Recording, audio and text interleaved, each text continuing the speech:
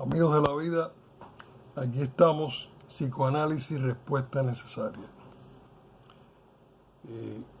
Creo que en el momento actual, gracias a ustedes, hemos avanzado lo suficiente como para poder empezar a elaborar programas donde podamos interactuar y en su momento tocar temas de la cuestión humana que están siempre tan escondidas y tan ocultas. Para eso era necesario tener por lo menos una base de la psicología, una base sobre todo del psicoanálisis, ya que el psicoanálisis sí va a lo inconsciente. Yo considero que el elemento del inconsciente es algo fabuloso en lo que respecta a Sigmund Freud. De la otra manera que considero fascinante haber encontrado la técnica de asociación libre. Próximamente vamos a estar hablando de qué es un tratamiento psicoanalítico, qué persigue un tratamiento psicoanalítico y qué diferencia hay después de un tratamiento psicoanalítico. Cómo una persona que se psicoanaliza puede tener quizás un inconsciente mucho más abierto y permitirse tener el privilegio de poder manejar las emociones de una manera más directas, diríamos. Hay mucha gente que no está viviendo la vida atrapado por las emociones. Muchísima gente no está viviendo la vida atrapado por su propia cultura de inhibiciones. Y todo esto es tan interesante que Sigmund Freud, él mismo yo creo que no tuvo el concepto ese real de entender lo que él había creado. Qué puntos de la llaga del ser humano él había logrado investigar. Hoy vamos a hablar un poco del superyo. Ese superyo tan importante para todos nosotros. Ese superyo que definitivamente nos está regulando a toda hora y en todo momento. Ese superyo que hace que usted reaccione de una manera a ciertas cosas, que sea tan sensible en otras cosas, que sea capaz de morir por unas cosas o ni tan siquiera luchar por otras cosas. Todo esto, cuando le puse al programa psicoanálisis y respuesta necesaria, es porque sé la infinidad de preguntas que hay dentro de cada uno de nosotros.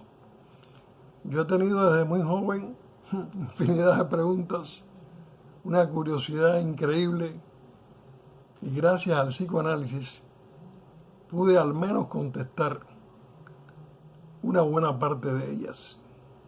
Digo una buena parte porque es imposible. El psicoanálisis no se trata de verdades absolutas, ni la vida lo permite tampoco, hasta este momento.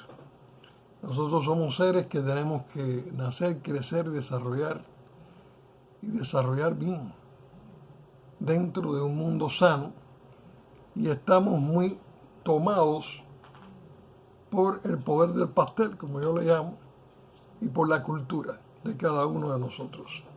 Para entender un poco ese, pudiéramos decir, ese pastel y esa cultura de cada uno de nosotros, a mí me resulta todavía muy interesante que si cogemos 100 personas y hablamos un tema, puede que hayan 100 ideas diferentes completamente. Pero lo más interesante es que algunas van a ser totalmente radicales y van a querer eliminar al otro. Digo, a la otra idea, pero terminen eliminando al otro. Pues entonces vamos a hablar hoy un poco de las fases avanzadas del desarrollo mental con el super yo y vamos a ir teniendo una comunicación, pudiéramos decir, más amena. Traten de hacer los comentarios, traten de ustedes ayudar mucho al programa. Un buen grupo de amigos de siempre, de amigos de la vida, desconocidos, se han unido a esta tarea y vale la pena que yo siga y vale la pena que todos sigamos. Esto no es para terminar teniendo, por ejemplo, una bandera de verdades. Nosotros no vamos a enarbolar banderas de verdades. Hemos respetado demasiado el psicoanálisis y además nos respetamos un poco porque hemos vivido y sobre todo hemos sufrido profundamente. En base y en respeto a ese sufrimiento se reconoce el sufrimiento de la humanidad. Sin más, voy a comenzar con el asunto de las primeras etapas del superyo. El temor al castigo y el temor de perder el cariño de los padres difieren de otras ansiedades que dan motivo a la defensa. Mientras que otros peligros exigen la cesación, el cese incondicional de la actividad que entraña el peligro, en este caso, la actividad puede prolongarse en secreto o bien el niño puede simular que se siente mal en situaciones en que realmente se siente bien, entre comillas. En una conferencia sobre este tema, dijo cierta vez Ferenc, creo que es el húngaro, gran amigo de Freud, del comité de los miércoles, dijo, y de esta mentira nació la moral. Es decir, repetimos, o bien el niño puede simular que se siente mal en situaciones en que realmente se siente bien. Y de esta manera nació la moral. Un paso importante en la maduración ulterior es el que tiene lugar cuando las prohibiciones establecidas por los padres siguen conservando su eficacia aún en ausencia de estos. Ahora tenemos establecido dentro de la psique del individuo un guardián permanente encargado de anunciar la proximidad de posibles situaciones o de una conducta que puedan acarrear la pérdida del cariño de la madre o bien la proximidad de una ocasión de ganar con carácter de recompensa el cariño de la madre. Este guardián realiza la función esencial del yo, anticipar las probables reacciones del mundo externo a la conducta propia. Una parte del yo se ha convertido en una madre interior que amenaza con un posible retiro del cariño. El cariño, el amor, la madre, el padre. Esta internalización de la madre se produce mediante un acto de introyección. Hemos hablado del mecanismo ese tan interesante de introyección, creo que le hemos dedicado un video. La introyección es el primer fin instintivo dirigido hacia los objetos. Más adelante es usada también como una expresión de hostilidad, por cuanto es capaz de hacer desaparecer los objetos y finalmente puede reemplazar regresivamente relaciones de objetos más diferenciadas. Como intento de defensa contra los objetos, la introyección fracasa con frecuencia, porque el temor al objeto externo puede seguir existiendo como un temor al objeto introyectado. La introyección, vamos a sentirlo más bien como incorporación, de las prohibiciones de los padres, produce cierto cambio adaptativo dentro del yo. La introyección de las prohibiciones de los padres produce cierto cambio adaptativo dentro del yo. Pienso que algo muy interesante de lo que vemos en la psicología humana y el psicoanálisis desde el principio es cómo realmente toda esta base tiene que ver con nuestra sociedad y tiene que ver mucho con las conductas de quienes administran, gobiernan o dominan ya al ser adulto. Las modificaciones de esta índole son los precursores del superyo, a los que Ferenczi, ese gran amigo de Freud, Sándor, ha dado el nombre de moral de los esfínteres. Esta expresión hace resaltar la importancia de la enseñanza de los hábitos higiénicos en la formación de esta preconciencia.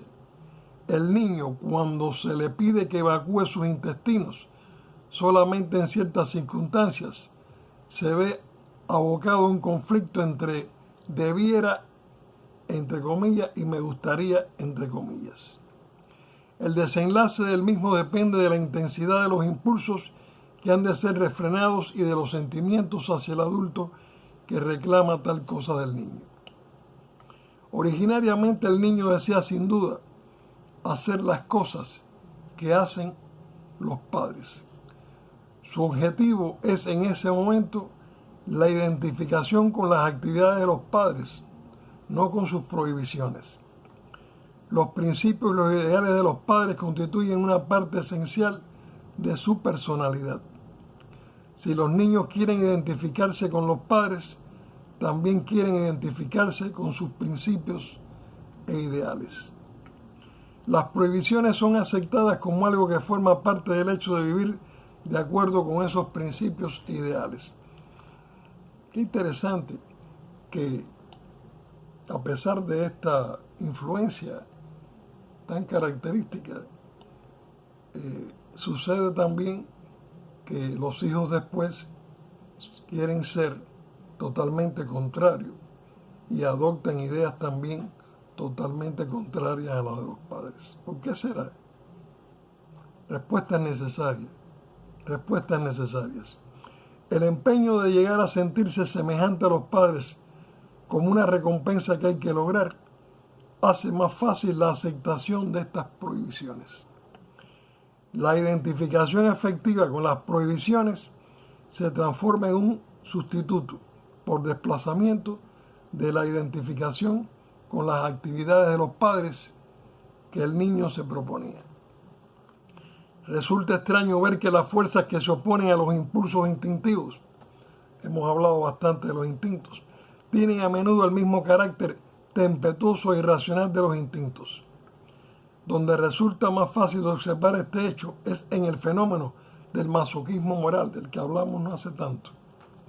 Pero también se lo encuentra en todo sentimiento de culpa normal, con su búsqueda impulsiva de una oportunidad de mejorar y en el curso de cualquier análisis de las resistencias, en los caracteres, entre comillas, regidos por los instintos. En su libro El yo y el ello, Freud, luego de plantear el problema de las características instintivas de las fuerzas antiinstintivas, dio esta respuesta. Las fuerzas antiinstintivas tienen carácter instintivo porque son derivadas de los instintos. Las actitudes instintivas de los niños hacia los padres son convertidas en fuerzas hostiles a los instintos mediante la introyección de los padres. De esta manera, los impulsos instintivos han sido transformados por influencia del mundo externo en impulsos anti-instintivos. Hasta aquí, verdaderos amigos de la vida, habitantes del planeta, seguimos en Psicoanálisis y Respuestas Necesarias con estos temas tan interesantes que el ser humano olvida en cuanto llega a la adultez, porque tiene que sumirse, tomar la espada en ese mundo, diríamos, tan competitivo, y en ese mundo donde muchos creen que todo es lograr tener el poder. Hasta la próxima.